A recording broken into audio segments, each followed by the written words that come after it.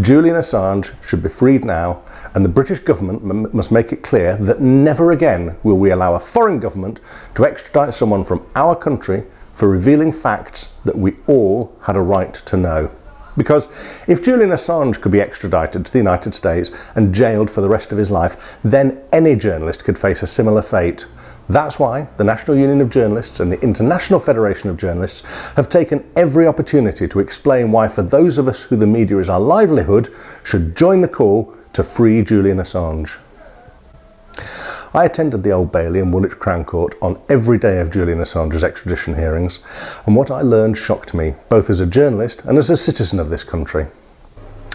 I learned that the UK has an extradition treaty with the United States containing provisions that are simply not worth the paper they are written on. That treaty says that individuals may not be extradited for political offences. Judge Barrett Itzer, who heard the case, determined that this apparent guarantee is worthless. I learned that the United States kidnapped a German citizen called Khaled al-Masri in 2003. CIA officers illegally transported Mr al-Masri to a secret base in Afghanistan and horrifically tortured him for months before realising that they'd snatched the wrong man.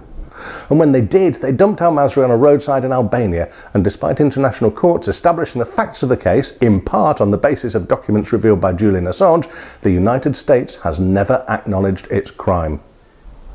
I learned that if Julian Assange were extradited and convicted, he'd be incarcerated for the rest of his life in a supermax prison in Colorado. Prisoners there are kept in cells the size of a parking space, are never allowed to see other prisoners, and rarely leave their cells. Visits, even by lawyers, are almost impossible, and family phone calls are limited to 15 minutes a month. I heard a great deal of expert medical opinion about Julian Assange's mental health. He's on the autism spectrum, he's made multiple suicide attempts since his teens, and during a recent stretch in solitary confinement in Belmarsh prison, he was clearly so low that he again made preparations to take his life. Fortunately, Judge Barrett Itzer heard these submissions too and agreed that whatever you think of Julian Assange, it would be inhuman to send someone so vulnerable into such a monstrous penal regime. That's why she turned down the extradition application.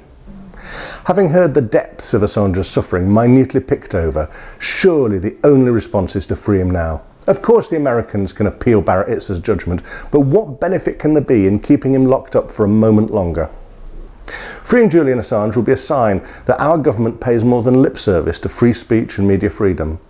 To really make a difference though, legal reforms to make such an extradition impossible in the future are vital. Reform to the UK's Official Secrets Act will soon be before Parliament. That would be the opportunity. If you care about free speech, send your MP a message for the government.